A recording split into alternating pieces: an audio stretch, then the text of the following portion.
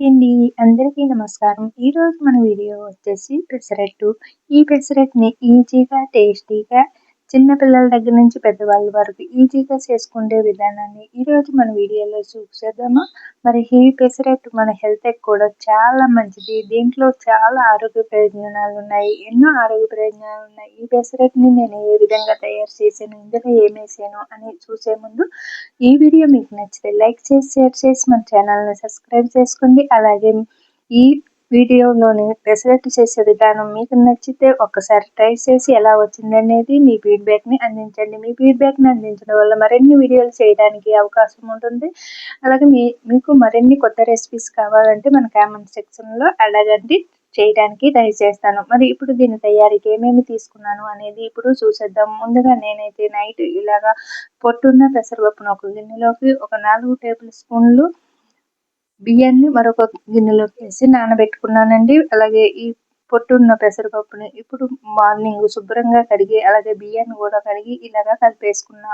ఇప్పుడు చూడండి ఇక్కడ నేను పెసరపప్పును వచ్చేసి ఒక కప్పు పెసరపప్పు తీసుకున్నాను. 4 టేబుల్ స్పూన్లు బియ్యం తీసుకున్నాను. ఇప్పుడు ఈ పెసరపప్పుని మెత్తగా పేస్ట్ కింద పట్టుకునేట ముందు ఇలాగ ఒక 3 పచ్చిమిర్చి మీరు తినే కారాన్ని బట్టి తీసుకోండి. పచ్చిమిర్చి అనేది చిన్న అల్లం ముక్క, అలాగే జీలకర్ర ఇవన్నీ ఇలాగా మనము ఇందులో వేసి పప్పుతో పాటు ఇలా మెత్తని పేస్ట్ లాగా మిక్సీ పట్టేసుకోవాలి. ఇలా పట్టడం వల్ల పిల్లలు తినేటప్పుడు వాళ్ళకి పచ్చిమిర్చి ముక్కలు, అల్లం ముక్కలు వాళ్ళ నోటికి తగలకుండా ఉంటాయి. అలాగే తీసి పారేయడానికి కూడా వీలు లేకుండా ఇలా ఇందులోనే కలిసిపోయి ఇంకా ఈ పెసరట్టుకి మరింత టేస్టీగా ఉంటుంది.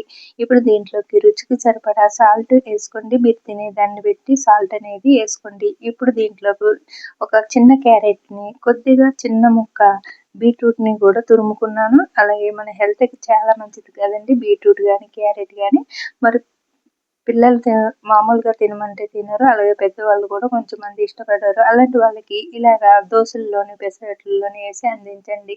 మన హెల్త్‌కి చాలా మంచిది. ఇప్పుడు మనము ముందుగా రెడీ చేసి పెట్టుకున్న మిశ్రమానికి ఇప్పుడు ఒక దోసల పెనాన్ని స్టవ్ పై పెట్టి పెనం వేడెక్కిన తర్వాత వాటర్ వేసి పెనాన్ని శుభ్రం చేసుకున్న తర్వాత ఇప్పుడు మనము పెసరపప్పుతో చేసిన మిశ్రమాన్ని ఇలాగా దోసలాగా వేసుకోవాలి. ఇలా వేసుకున్న దీనిపైన క్యారెట్‌ని, బీట్రూట్ తురుముని వేసుకుని చుట్టూ నూనె వేసుకుని ఇలాగా నెమ్మదిగా మంట అనేది మీడియంలో పెట్టుకుని చక్కగా కలర్ వచ్చేటంత వరకు కాల్చుకుందాము. ఈ పెసరట్టు అనేది చాలా రకాలు చేయొచ్చు. మీకు మన వీడియోలో ఒక్కొక్కటిగా మీకు అన్నీ కూడా చూపించడానికి ట్రై చేస్తాను.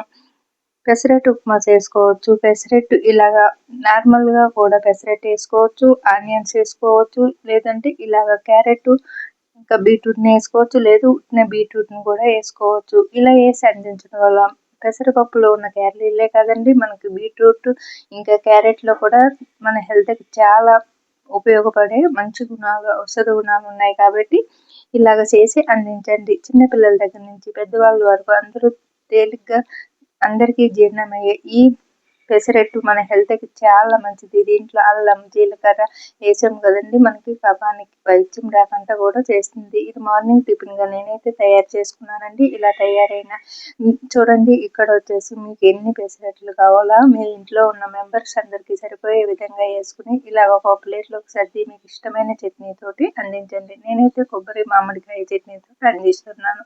మరి మార్నింగ్ అప్పుడు ఈజీగా చేసుకోదగ్గ ఈ పెసరట్లని ఈజీగా తయారు చేసుకోవచ్చు. ఈ వీడియో మీకు నచ్చితే లైక్ చేసి, షేర్ చేసి ఛానల్‌ని సబ్స్క్రైబ్ చేసుకోండి.